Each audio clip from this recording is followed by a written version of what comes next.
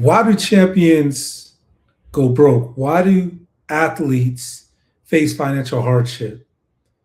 You have extremely disciplined individuals, some of the most disciplined individuals you could imagine. And there's key reason for this. The statistics say 78% of NFL players are under financial stress within 2 years. It says NBA players, 60% of NBA players. Athletes experiencing fraud, mismanagement, or embezzlement during their career, up to 35%. And you say, why? When you have this extremely disciplined athletes, they're intelligent, uh, they have an understanding of how an emotional intelligence, and you say, how does this happen? And it's a myth that they're just not intelligent, they're uneducated. Yeah, they may not understand how to manage the type of money that they come into in a short period of time, but it's more than just uh, not having intelligence. It has something to do with the situations they find themselves in. First of all, they're in an extremely short earning window, extremely short earning window. They have bad or conflicting financial advisors. So people that they wouldn't ordinarily come in relationship with are now in relationship with individuals that, one, there's limited trust, and the reason they have the relationship is because of the athlete's gifts and talents and situation, not the other way around. And so when you look at the NFL Players Association's data, it said it found that 78 players lost a combined 42 million to bad advisors between 1999 and 2002 alone. Of course, those numbers are older, but the numbers even grow. And when you look at the advisors, some of their own NFL vetted lists have been convicted of fraud after the fact, showing that the vetted systems aren't living up to this level of trust that they should have. So it's not just athletes being, not having education and lack of discipline and not spending, their money as they should. You have vetted systems that aren't living up to the reality and to the commitment that they should. You have advisor mismatch with athlete income pattern, meaning that financial advisors serving athletes tend to skew older, more conservative, and less connected to a young athlete's actual situation. Athlete income is often front loaded, high while young, declining sharply after retirement, which standard conservative financial advice isn't always built to handle. And then in many situations, athletes are in relationships with business advisors that are vetted, with agents that are vetted, that are under the sports organization's umbrella, meaning that they're certified under that umbrella. They're not contracted by those organizations, but they're underneath the certifications of those professional sports organizations like NFL and NBA. And those advisors are pressuring them or steering them in certain directions. Athletes are frequently introduced to business ventures by agents, associates, or advisors. It's not friends it's not family often. It's actually athletes are getting into these ventures at the suggestion or the influence of agents, of associates, and advisors that they come in contact with by being this high profile athlete and having these advisors through their different agencies,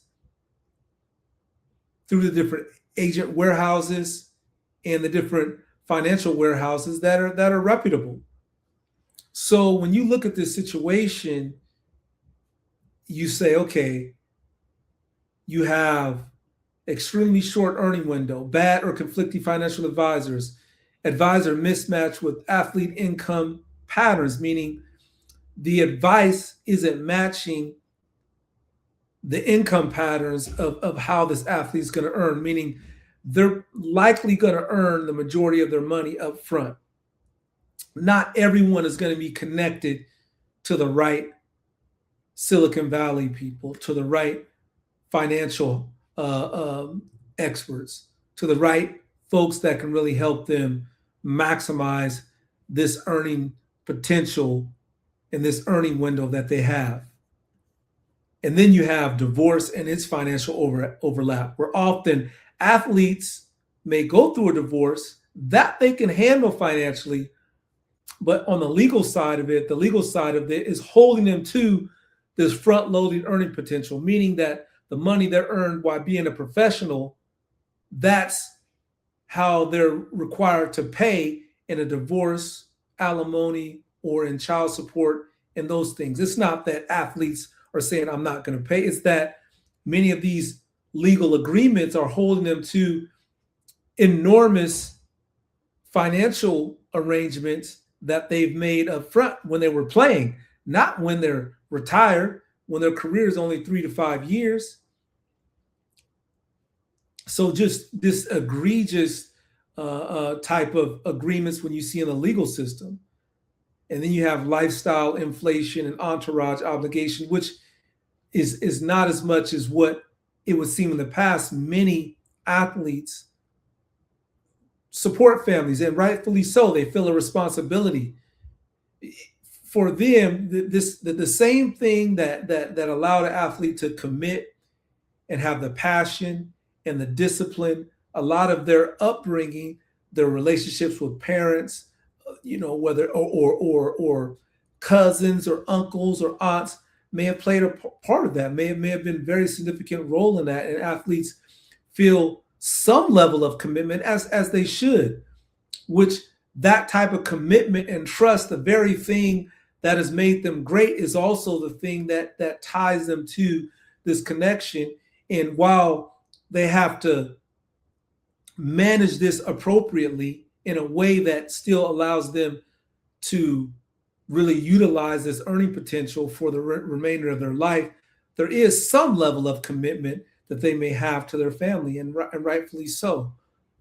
When a parent or parents may have sacrificed everything to place them in this position, and in reality, families should work together to build this everlasting legacy for generations upon generations. That's how it should work, not in where parents or people are extracting from athletes, but they understand that you could build something special when you approach it with integrity and service to the child, service to the athlete who is the child, service to that person, not extracting from that person, but building a protective layer around that person. And lack of financial literacy that allows them to really maximize. So athletes are not uneducated, but they may be undereducated generally in maximizing this money, whether it's NIL or contracts, in a very low risk way. So these are 7 things that athletes can do to protect their money, meaning vet every advisor for fiduciary duty, not just credentials. Meaning, what is their duty? What are they obligated to do legally for you? Number 2, separate your business advisor from your investment advisor. This is critical so that you don't have a conflict of interest. And ultimately now, athletes can equip themselves with all of the resources, much like this channel right here, that has no interest on either side, that just give them education on how they can think about, your career. And the NFLPA, all of these organizations now are doing more for the athletes to help position themselves so they can maximize this earning potential. Build a front-loaded income plan, not just a standard retirement plan, meaning something that you could fund up front and then years 10, 15, 20 years, or however you plan it, 5 years down the road, 7 years down the road, it can pay you X amounts of dollars for this. And then you could have it tiered where you're front loading this and it's paying you for a certain period of time, and then it stops, and then a second front loaded financial tier pays you for a certain period of time, and you can stack them and stagger them in a way to where you're paid and generations, your children are paid in a way for a lifetime. Get nuptial agreements in place before major wealth changes in a way that you could protect the people that you love, you could protect your partner, but not in a way that totally destroys your wealth. And often the wealth is destroyed not from the actual divorce arrangement, but it's from the legal ramifications, the legal fees that you're paying, and that can really destroy wealth more so than even the divorce itself or the child support itself. So if you have these nuptial agreements in place so that these people are protected when disagreements happen or people choose that they don't want to stay committed. Now, I believe in staying committed. That's what I would promote. I absolutely promote that. But that you're protected, you still have something in place. Even if things don't work out, you're still going to be taken care of. And here's this number, right? You put that in place. Put a waiting period on every investment pitch.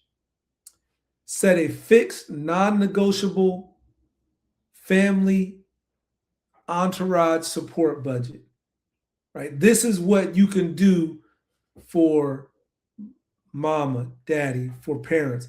This is what you can do for your coach or someone that coached you all the way up. When you go back home and you're off season, you have a budget of what you can do.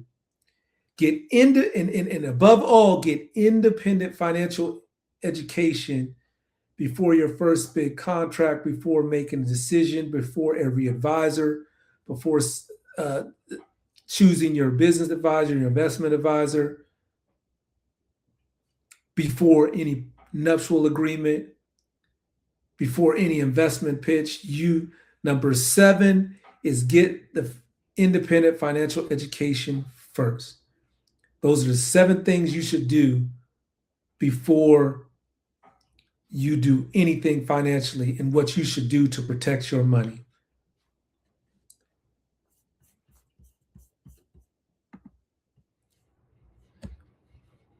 If you like this content, check out Swaggerized Performance Lab on iOS. You can download it now. It's an Apple emerging app selection. And we have a money section, an NIL section that informs you of all of the things that we talked about here and more. It's a wealth of information, and I mean that. So check it out, Swaggerized Performance Lab. If you continue to like this content, like, subscribe, and I will see you next time.